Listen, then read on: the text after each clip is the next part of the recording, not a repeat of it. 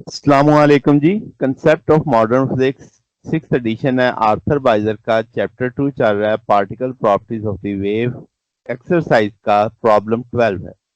वो कहता है कि मिनिमम फ्रीक्वेंसी बताओ फोटोइलेक्ट्रिक इमिशन की, जो है 1.1 10 15 हर्ट्ज, यानी इतनी फ्रीक्वेंसी थ्रेशोल्ड बता रहा है एक तरह से। फिर वो कह रहा है find the maximum energy of the photo electron in electron volt. फिर वो कह रहा है मैक्सिमम एनर्जी इलेक्ट्रॉन वोल्ट में कितनी होगी अगर फ्रीक्वेंसी 1.5 10 की पावर 15 हो जाए। कॉपर सरफेस पे हम गिरा रहे हैं। थ्रेशोल्ड फ्रीक्वेंसी दे दी है, फिर इंसिडेंट फ्रीक्वेंसी दे दी है, और पूछ क्या रहा है मैक्सिमम एनर्जी, यानी काइनेटिक एनर्जी मांग रहा है। ई बराबर होता है kinetic energy plus five. Kinetic energy निकाली जा सकती है ई माइनस फाइव करके। ई आ जाएगा H F minus F not. H common लिया जा सकता है। एच कांस्टेंट है, एफ भी दिया हुआ है, एफ नॉट भी दिया हुआ है। दोनों को लेकर सॉल्व करेंगे 2.65 10 की पावर माइनस 19 जूल। इतनी काइनेटिक एनर्जी आ गई।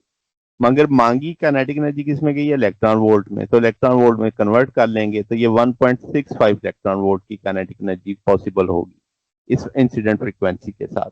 तो ये जनाब हमारे पास सोल्यूशन है। अगर आपको इसमें कोई बात पूछनी हो, डाउट हो, नीचे कमेंट्स में पूछ सकते हैं।